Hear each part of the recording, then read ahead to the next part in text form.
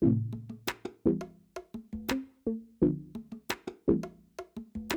everyone, welcome to episode 69 of the Miami Tech Pod. I'm Cesar, joined by Brian and Maria this week, and our special guest, Kyle Wong. Kyle is the founder and CEO of Pixlee and has lived in Miami for like over a year. Kyle, welcome to the Miami Tech Pod, man. Thanks for having me on. I'm excited about this. So you are one of these people that said, enough with the Bay Area, enough with San Francisco. I'm taking my talents to South Beach. How did that happen? Yeah. So as context, I grew up originally in New York, went to high school there, and met my co-founder on the high school basketball team, actually. And then I was in the Bay Area for the last about 11, 12 years. Went to college out there at Stanford, and then started Pixlee right out of the Stanford dorm room, like a lot of other Silicon Valley stories. So during the pandemic and having spent over a decade in the Bay Area, I was ready to have a different change of pace. And originally, I thought I was going to move back to New York. And then as things were shut down and Friday nights basically meant you're spending time on Zillow and house shopping and looking at different places, we thought about Miami. And my girlfriend is from Florida, so we're a little bit closer to home. We wanted to move to the East Coast. And when we just looked at all the pros and cons of different cities, Miami won out. So super excited to be here. And like you mentioned, it's been maybe 16 months thus far. Awesome. And walk people through what Pixlee is, what you've built over there. Yeah. So what we do is we build software that allows brands to use their customer stories more effectively in their marketing. So when customers talk about your brand, when there's negative stuff, brands usually have a system in place to deal with the negative customer support. But when they say positive things, when they talk about how much they love your product, most brands don't have enough strategy to play offense. And that's what we said is we try to build a technology that makes it very easy for brands to really amplify positive word of mouth marketing. And a good example is when you go to a Yelp or Amazon and you look at all the customer photos, the customer videos, the reviews before you buy things. We basically do that, but for every other brand, including like a Nike, a Puma, Crocs, Airbnb, Delta, the Michelin Guide, and it just came out down to Miami. We power all the customer content that you see when you go online shopping effectively. And so the origin story there is you and your co-founder at Stanford. And what was it, like, did this come out of a brainstorm? Was there, was this an iteration of a different project? Like how did the actual company start? Yeah. So, I was very fortunate to be, one of those young co-founders that got a little bit lucky with market timing. And the reality is when you're a young founder, I think that you have to have a little bit of like a unique insight in a part of a market that is very underrated, because the reality is when you're kind of right out of college, your pure execution ability is not as solid as if you had 10 years of experience. So when it comes to the company, we back in high school, my co-founder and I, we actually worked on a couple of companies that were directly related to the space. And while in college, we started the company right around the time that Instagram came out with this Android app. And so we were already like had experience in UGC, but there was clearly technological shifts that were happening. And we had a vantage point that the rise of Instagram and the rise of visual social media at the time was going to fundamentally change how millennials and ultimately Gen Zs bought things online. Now, fast forward a few years as the iPhone got exponentially better and social media really took off. And as photo sharing effectively became a very natural part of how we interact with our friends on a day-to-day basis, we became a lot more relevant to a lot of these brands. But when we first started, let's just say the idea did not make as much sense because Instagram at the time was 20 people, and like all the photos were blurry and had these really awkward borders around them. So Instagram has become like a behemoth in the time frame since that. And like so we're talking about 2014, 15? What year are we talking about when you started? So we launched in 2013, but wrote first lines of codes a little bit before then. Yeah. And so like what's been the biggest dramatic shift since 2013 to now, as far as how this business operates? Definitely photo quality and photo editing.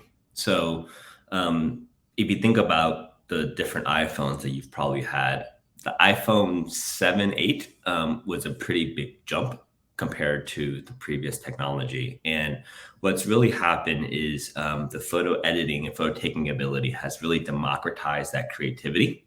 So before, a decade ago, to be able to be a great photographer, you needed to have this type of camera, this type of editing capability, and a certain amount of software and hardware to be able to take great content.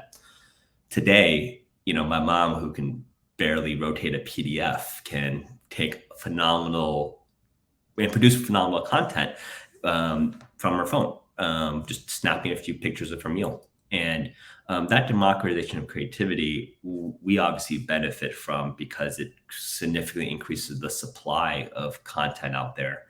But I also think it's a great way to just create more diversity in marketing as a whole.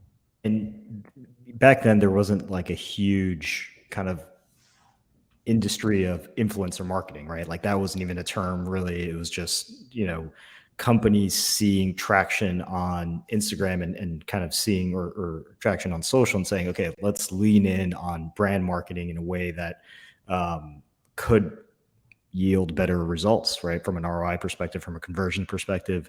Did you all see that shift in real time given the business you're in? Yeah, absolutely. And it's interesting because over the past couple of years, there's been a lot of people talking about the creator economy and some of the benefits associated with that, and just even tooling like this podcast software where it just allows everyone to be a creator. So that we've definitely seen a lot of benefits associated with that. But what I would also say is, in addition to just the photo editing and the video editing technology, we've seen a cultural shift around people wanting to become creators and people using it as a side hobby because it really helps propel their professional careers. And when you think about who can become an influencer, who can become a creator today, not just Instagram, but TikTok has really dramatically increased the TAM of potential creators out there. So super excited about that because then ultimately you get a lot more diverse opinions as a result. What would you say that the total, I mean, I'm sure you may or may not have this kind of top of mind, but what do you think like the total amount of money spent from American companies on influencer marketing is today? It's over 10 billion, I believe. Because if you think about just the categories, PR is a really large spend in the US. And if you think about word of mouth marketing or amplifying community content, it's effectively a more scalable version of PR today. A second way to think about it is really around content production. Content marketing is effectively 20% of a lot of marketing budgets. You need content to do any marketing. And the ways to produce that content are really expensive. So what we're not saying is, hey, agencies are not going to be relevant, or stock photography is not going to be relevant, or professional photo shoots are not going to be relevant. They're all going to have their place. But as a brand, if your content demands are growing 4x, it makes logical sense for you to tap into the phenomenal content that your customers are creating as a starting point. And I think especially if you work in a B2C industry, and I know we actually work with a lot of brands here in Miami, like a lot of the cruise lines as an example. It just makes logical sense where you just want to hear from other customers. Wait, so you said it's about a $10 billion a year spend. So does that mean the Kardashian-Jenner family takes about 10% of all the revenue coming into the influencer marketing world? At least. Yeah. So there's a really interesting spectrum, right? You have like the celebrities and the athletes of the world who are just on one end of the spectrum. And then you have the everyday consumers, right? Like Cesar and his wine, right? And like maybe Maria and her restaurants, et cetera, right? And her cats. In between. And you have this huge spectrum of like niche creators in between, right? That I think create a lot of really interesting opportunities. And our vantage point on that is what we really focus on is building what we call like the infrastructure around the content. So that's like the unsexy, like content management, the integrations with Shopify, the integrations with your email provider, all the data measurement and the permission rights. So we focus more on that infrastructure layer to like put the content in the right place, whereas other players in the market have focused a lot more on pairing you with the right creator. And then, so this comes to mind something that I just recently read about, where it was like all these teens are flocking to see Minions, and they're all dressed in suits, and like, Yeah. and so that's obviously more of like a viral thing that kind of happened. Do you help brands kind of take advantage of that, like start monitoring when these things are starting to take off and leverage it to the full extent? Also, before you answer that, can we just, how did that happen? $202 million at the box office because a bunch of like high school kids are wearing suits to watch this movie that they're watching because of TikTok trend, not because they're interested in it. Like nuts. Yeah, well, I mean, a lot of trends, right, are not just top down, they're bottoms up. And I would argue that the Miami tech movement, a lot of that was also bottoms up with the people in the community, and would love your kind of point of view on that. But, I think the reality is social media has really changed a lot of that balance of power and has given a lot more momentum to that these bottoms up movements, and create a lot more scalability around them as well. So, I think the Minions example is a very unique edge case for sure. And there's a lot of interesting dynamics around TikTok that have allowed for that. But I think probably the broader picture, right, that like social media really gives everybody a voice. And I think Miami has benefited from a lot of those elements, right? Kyle, do you think that trend was engineered or organic? I think if you're going to do revisionist history, you'll talk about it being engineered, right? Of course. Every CMO wants to seem like a genius after the fact. Yeah, everyone will take credit for things that work really well. But I think the reality is a lot of these things that go viral, they go viral not because of, a master PowerPoint or something like that. It kind of catches fire and continues from there. Are there any kind of like brands that you point to and you're like, they're just killing it, they're doing this really, really well? Yeah. So, in different categories, I think you have different industry leaders. So obviously in like the professional apparel, you have Nike and Alo Yoga and apparel that do exceptionally well. I think in travel, Airbnb is probably the top community-driven brand out there. And when you think about a lot of what they focus on a lot on authenticity. They focus a lot on diverse content, and they do a great job of engaging a local community as a whole. So these have all been power users of our software, but even without our software, I think at the top, they really care about community. And the second I would say is a lot of the emerging direct-to-consumer brands that have all become very popular on Shopify. For a lot of these brands, the founders care a lot about community. And I know the three of you are super active in the community work here, and you know how hard it is to invest in community and also to be consistent with it as well. And I think that these founders, they don't get to scale if they don't care about community, because you cannot outspend a Levi's, right? You have to find other alternative ways to grow, and community and your happy customers is a logical first step. Are we still at the point where some of these like very homemade but authentic pieces of content are performing better than the stuff that's super mass produced? Is that really the value prop of, Pixlee to a Fortune 100 brand, is to have a blend of both of those? Yeah, so we actually have a lot of data that shows that user-generated content performs much better than some of the professional content that gets produced. And I think there's a few reasons why. First is the authenticity concept, right? Of sometimes that you just want to see more authentic content. It resonates with you. The second is the variety of content. So like on TikTok, you can see some guy making a sandwich, right? Versus maybe the top-down branded campaign for the sandwich shop. And then the last but not least is just the diversity of the content creators themselves. You see these people who have very unique creative talents that perhaps would not have gone through a structured marketing program, right? Maybe did not go to university for marketing and did not spend 20 years at an agency. I think the when you remove that kind of middle layer, the middleman effectively, and all those layers to be able to create content, you end up with more creativity. It's not just in marketing; it's in every single industry, in my opinion. And let's shift to kind of like under the hood of Pixlee, the company, right? How big are you all? What's your head count? Is it distributed? Like, love to get insights on that. Yeah, so to give everyone a sense of scale, we're over 100 employees, doing tens of millions of dollars in revenue, raised tens of millions of dollars in funding. Before COVID, we had a few key offices in New York, San Francisco, and Toronto, and London.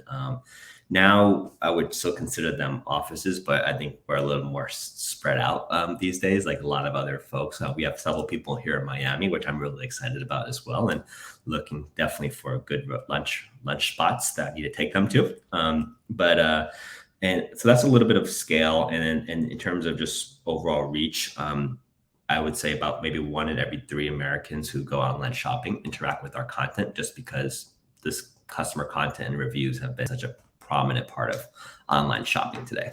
The state of reviews, right? I have in the back of my mind every single time I'm on Amazon trying to buy a product, I always ask myself, like, all right, how many of these are fake? How many of these are real? What's the answer to that question? Well, there's not a great answer to it, but except I would say we build a lot of technology to help get rid of the fake stuff, right? Because at the end of the day, like, trust is super important. Whether you're, Twitter, or whether you're a mom and pop, sandwich shop. But I would say also the manual process of dealing with all that, if you're going to do it by yourself, takes a lot of time. And part of that is just because of the sheer volume of that content. Your community talks a lot, and there's a lot of content moderation that has to go into that, because the internet can be a really interesting place at times. But so we specialize in building a lot of that technology effectively. I mean, that's a rabbit hole. Like, if you ever have hours you want to kill, you can dive down that rabbit hole of like how people scam reviews and stuff. I've stumbled across products where it's like a book, and then all of a sudden the reviews are like, "This was the best lamp I've ever purchased," blah blah. And then you find out that people have this thing where they'll buy listings on Amazon and then change the product out and like update the product, but then keep the 10,000 reviews that were already there, and they're like completely irrelevant, but they were a 4.5-star product or whatever it was, Amazon is a interesting place right now in terms of commerce, and I think that we're just very fortunate that we early on focus a lot on e-commerce applications when it comes to these customer photos and videos and reviews. And we got lucky that when we bet on a platform like Shopify, it kind of took off. So a lot of our story, candidly, is that we were kind of right place, right time, and like stuck with it long enough. So I know there's a lot of other founders who are really good at like pivoting to much better opportunities and growing much faster as a result of that. But for us, like, it took a while for the industry to really catch up to what we were doing.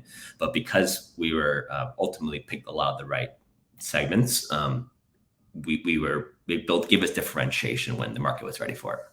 So Kyle, you've been a bit of you've explored Miami. You are not one of these people that sit at home all day. I see you popping off photos on Instagram of every single club restaurant, as we talked before the show. Let's go through them. What are your favorite ones? Oh, man, club restaurant or restaurants? Either. You're famous for these Kyle dinners, as it's trending on social media right now. Well, I'm going to Cote next week. It's definitely one of my favorites. Definitely recommend Cote to a lot of my friends who are in town. I love Luca Osteria in Coral Gables.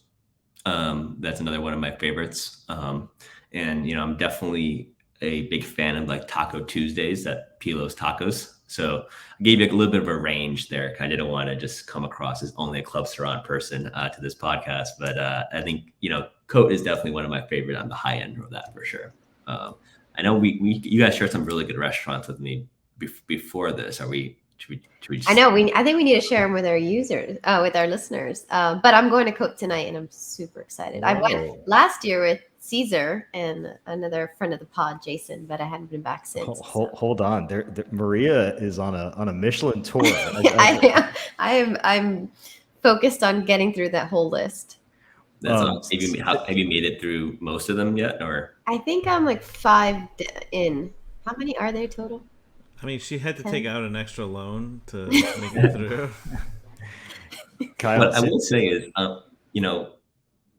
one of the interesting things about living in Miami and Miami growing as a tech city, it's a very enjoyable city from a T&E perspective and like whining and dining. Like if you're gonna have, a VC is gonna take you out to dinner, or a bank's gonna take you out to dinner, this is a pretty good city to do it in. And we've all benefited from a couple of those happy hours that have been sponsored by various different companies, and they're a lot of fun.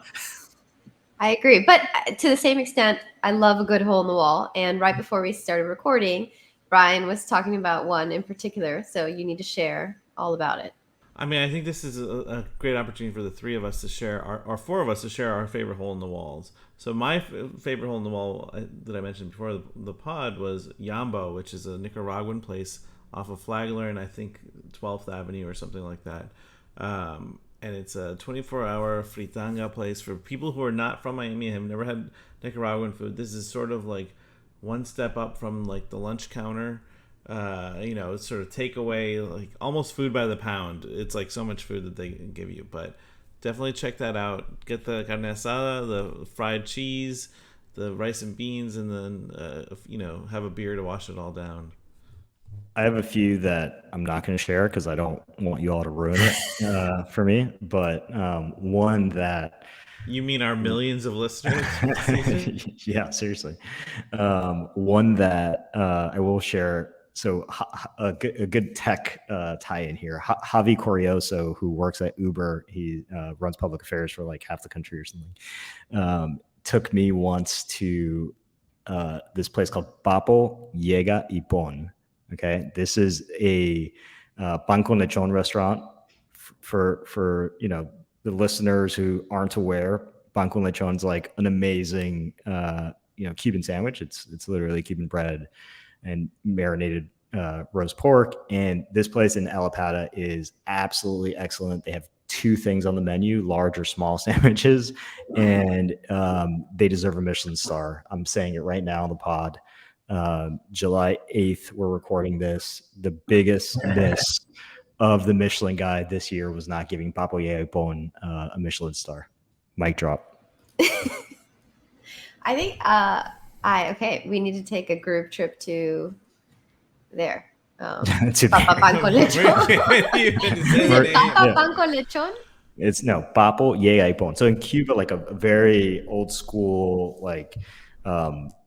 concept for like a fast casual restaurant where these things called Llega y Pons, where you would literally just like throw this massive 6 feet Cuban like pan con lechon sandwich like on the table, and they would just with a butcher knife start chopping like different individual portion sandwiches on it.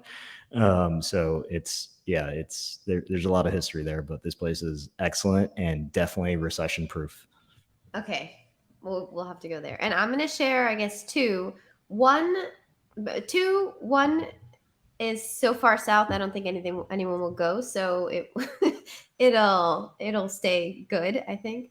But growing up, I grew up in the Hammocks, which is part in Kendall, and they still have a place called Miwi's Cafe that had just a great chicken sandwich and steak sandwich, and it's a Cuban place in a shopping center. But if you ever make it way down south by the Kendall Ice Arena, which was where my first job ever. So many fun facts there. But Miwi's Cafe has always been a favorite. The sauce that they use is just fire. I thought you were going to drop a Hungry Bear reference. Oh, man. That's the ultimate Kendall hole in the wall sandwich shop, which I think is still there. And they have the best ice for the soda, the little like rabbit pellet, like tiny ice in their fountain soda.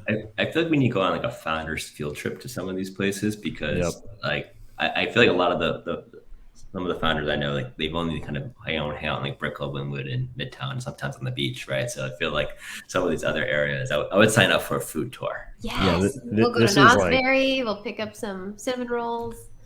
Yep. All right, moving on. Let's take this back to the technology industry. Yeah. Kyle, is Elon Musk the best marketer you've seen? Man, Elon is phenomenal at using social media to generate word of mouth, and our mayor too is also pretty phenomenal at that for sure. And part of that is just like the way that they engage their audience and community. And we talked a little bit about this from community building perspective, but it's one of those things where it's really hard to coach your way through that. You either kind of have that natural or you don't. And I think Mayor Suarez does a great job of just engaging that community on social media.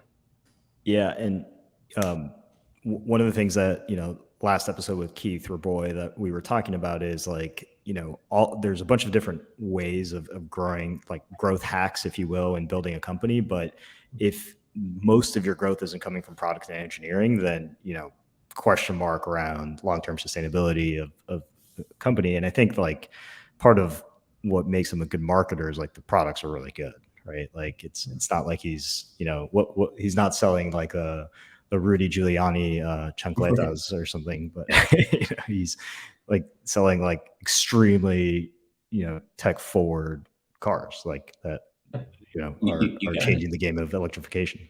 You got it. And Tesla, Miami, like these are great examples of just word of mouth marketing, right? And I think it's especially relevant today as we talk about potentially economic downturn and just the cost of capital in the startup community. Word of mouth marketing for a lot of industries and a lot of brands is like the most cost effective marketing channel. And we just gave a bunch of recommendations for restaurants that we like, right? That's one example of this. So what we always tell people is like, word of mouth marketing has been around for thousands of years. It's not a new concept. It's just that with social media, with your iPhone, it's a lot more scalable. So where we come in is helping you make that more scalable and amplify that. And I think, to your point though, you have to start with a good product. Otherwise, you can't fake it. But then after that, if you do the right things, it can become an incredible marketing channel for you. So you've alluded to this a few times, kind of like how Miami tech movement recently. Wait. Hold on. We're not going to talk about Elon's children. I feel like Brian, this was. I mean, Cesar, when you said, "Is he the best marketer?" I thought you were gonna like. My instant reaction was, "He's clearly the most prolific, but for different reasons." Best is relative. He may be the. I saw a tweet. This is not my original thought. I saw a tweet as like Elon, the list of CEOs that will have survived an inappropriate relationship with someone that reports to him. Elon Musk, like crazy. Yeah.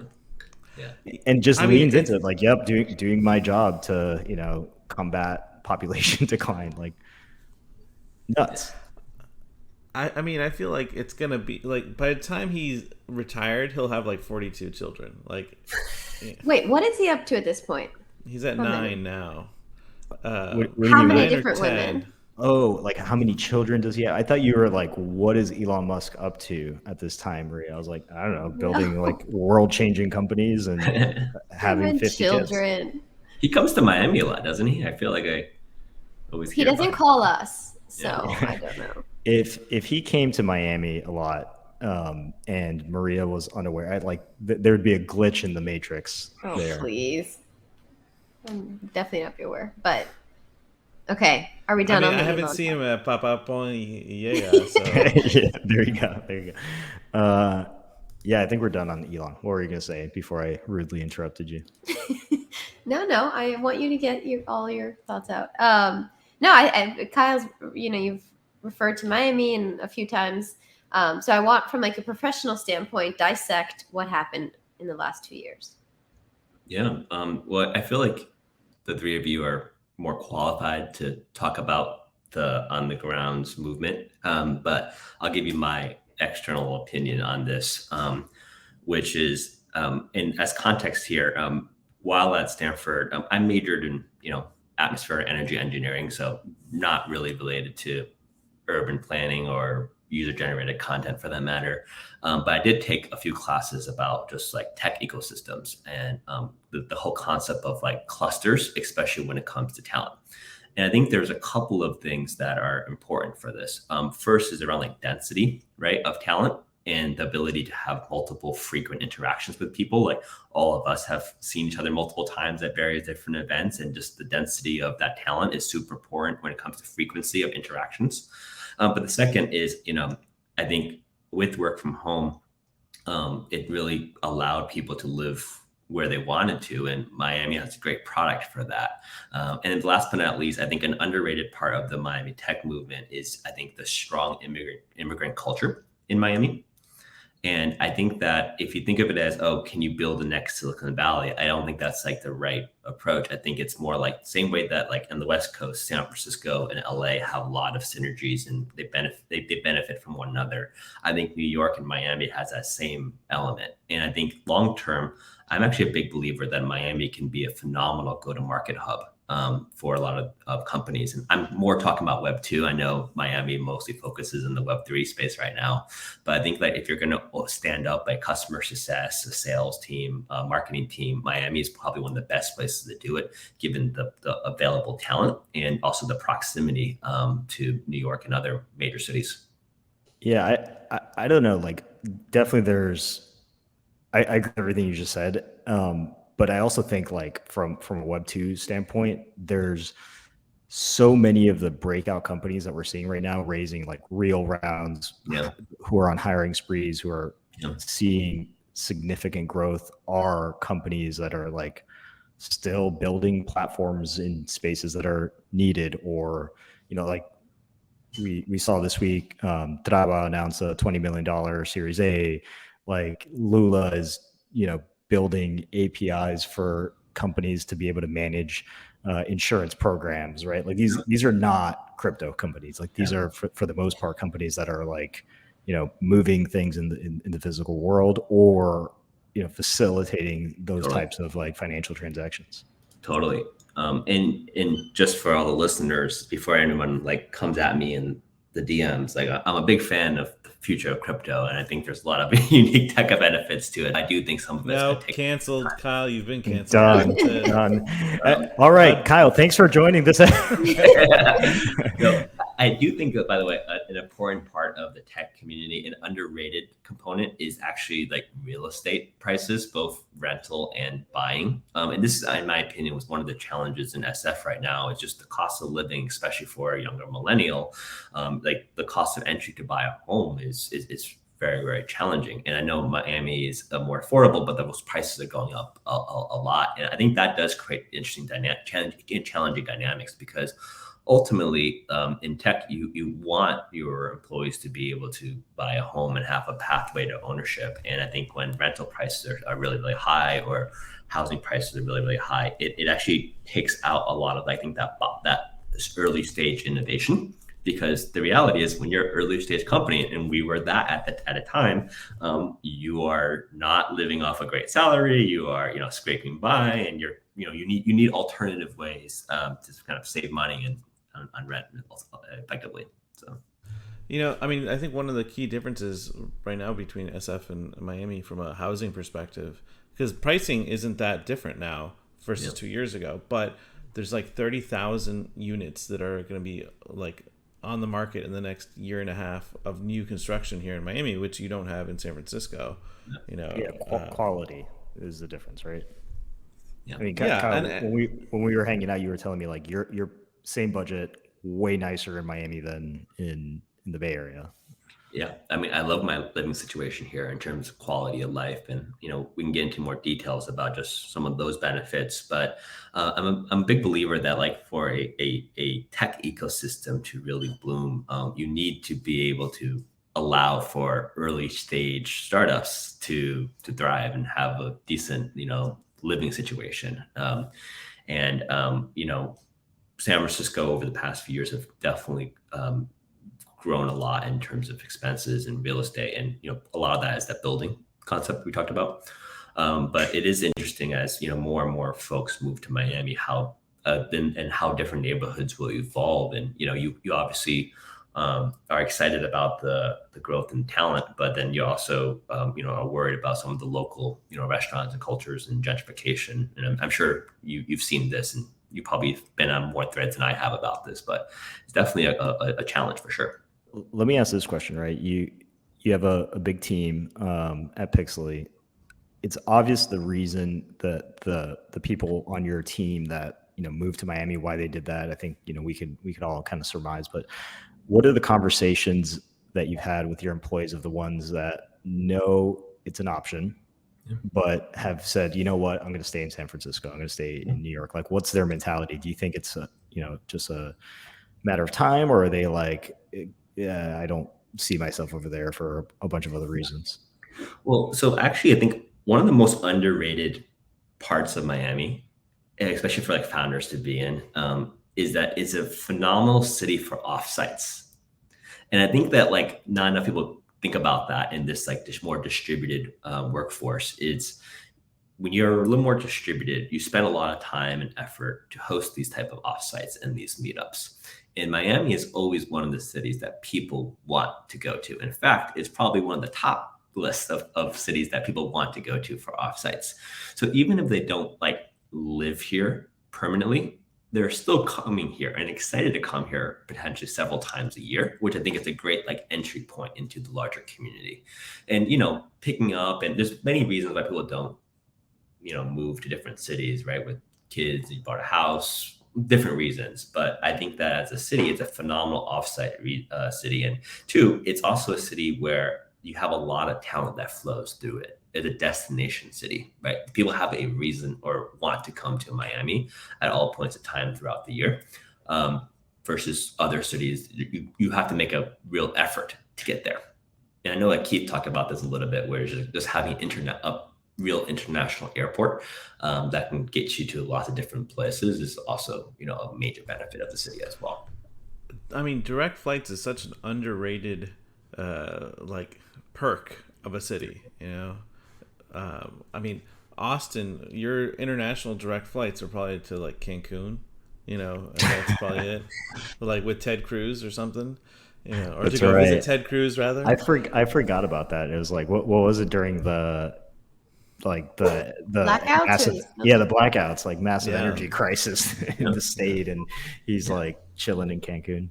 Well, it also helps a lot for like things like conferences, right? So offsites, conferences, same thing. And I work in the marketing industry, and there's several marketing conferences that are always down here.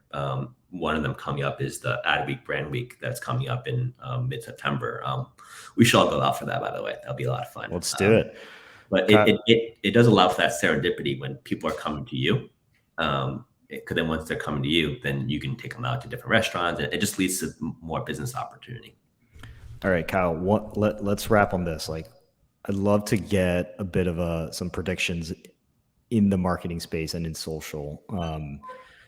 Number one, which do you think the next social media company that is mainstream and, let's say $1 billion+ valuation, to fail will be, to like absolutely go away and go out of business? Dude, honestly, a lot of these social media companies are kind of too big to fail at this point, right? Like effectively they've I don't want to use the monopoly word, but I guess I just did that. Like Meta owns like 4 out of 5 of them, right? So like I don't know if Meta's going anywhere anytime soon. So with their balance sheet. So I don't know if I can answer that, if I think one's going to fail. Do you guys have an opinion on that one? I mean, I have one that's too big valuation wise, but too small product wise. And so I'm going to go out on a limb and say Truth Social or whatever the hell Trump's people That's cooked cheating. up. That's cheating. Like, I feel like, I mean, all those funds will be used for non-programming purposes, so. All right. Next 5 years, Clubhouse is going to be shut off. That's my. Are they still around? I assumed Yeah. that they had already shut off, but Yeah. anyways. But probably in the mainstream, that's also cheating a little bit. I'd say like between Facebook, LinkedIn, Instagram, even though it's the same company, and probably Snap is the one that is most likely to be to lose market share to TikTok and go away. That's my Okay, boomer. my guess. That was a bit of a, I don't know. So I think this is where like having people in different age groups is critical when you're looking at something like social media, because like if you ask the same question to my parents' generation, they'd all be like, "Oh, Facebook is amazing. We love Facebook." Right? If you talk to my students at UM and they'd be like, "We all use Snapchat daily." Right? Like our generation, millennials and whatever aren't using Snapchat as much, but like Gen Z is now using, what is it, Be Real or something like that, which I've never even. I'm not even gonna dare download it because I feel like I would feel so out of place on there. So there's always gonna be a new next generation thing. We also are seeing a really interesting way that a lot of these social platforms are evolving, right? And I think Meta is kind of leading the charge around this, where they're moving a little bit less from a pure advertising model and more to a commerce model, right? So that obviously it benefits our business a lot, but it's also a larger trend where you see like a Pinterest as an example, who's technically kind of losing some users, but they're also one of the best positioned to win in terms of shopping, right? So you're kind of seeing this really interesting shift, and that's probably where I think some companies might, stumble, is when you're making that large strategic shift. Not everyone is well positioned to do that shift. All right, Kyle, we'll end on this. What is your biggest prediction for marketing trends in the next 10 years?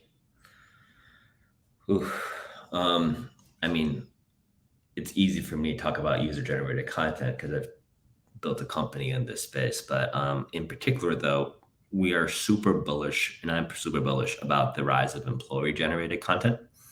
So I think you see this on TikTok a lot, where like you see like the behind the scenes of farmers, right? You see the behind the scenes of crawfish, people and fishermen and all that type of interesting stuff. And it creates a really interesting dimension. And not Amazon warehouse workers. You're not going to see the behind the scenes. There is some of that content actually out there. And I think it's going to create a very challenging dynamic for larger businesses, because on one hand you need to control the message, right, for these larger businesses, and it's going to create a lot of opportunity for smaller businesses who don't care, and we'll use that as an opportunity to kind of grow and and get a different vantage point from a marketing perspective. I think employer generated content is one of the biggest untapped opportunities for sure. And the reality is a lot of these companies have incredibly creative people on their team. They just have not given them an opportunity to shine. And I think that the rise of that is going to also lead to a lot more content creators, a lot more entrepreneurs, and ultimately give a lot more access to future business owners. Kyle Wong, CEO of Pixlee, overall great friend, Miami resident. Thanks for joining the Miami Tech Pod, man. This was really fun. We got to hit up some of those restaurants we were talking about. Yeah, and I need to also subscribe to your wine club membership that you're starting. The Miami Tech Wine Club membership. That'd be fun. That's stealth. We're going to edit that out. All right, man. Thanks.